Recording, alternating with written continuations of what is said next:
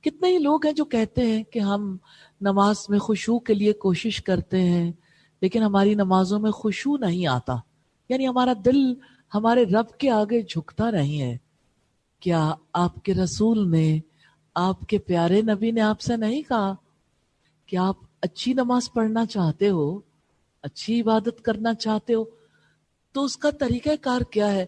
ان تعبد اللہ کأنک تراہ، تم اللہ کی عبادت ایسے کرو گویا کہ تم اسے دیکھتے ہو۔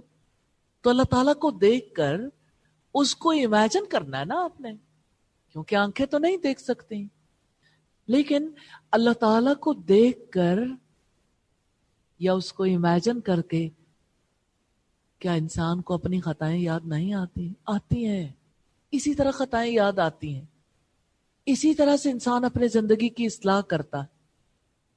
فَإِن لَمْ تَكُنْ تَرَاهُ فَإِنَّهُ يَرَاكَ، پھر اگر تم اسے نہیں دیکھتے وہ تو تمہیں دیکھتا ہے، وہ تمہیں دیکھتا ہے۔ انسان اگر اس کو امیجن کر لے تو اس کو زیادہ تکلیف ہوتی ہے کہ میرے میں کیا کیا خامی کھل کے سامنے آتی ہے۔ انسان اپنے رب سے معافیاں مانگتا ہے۔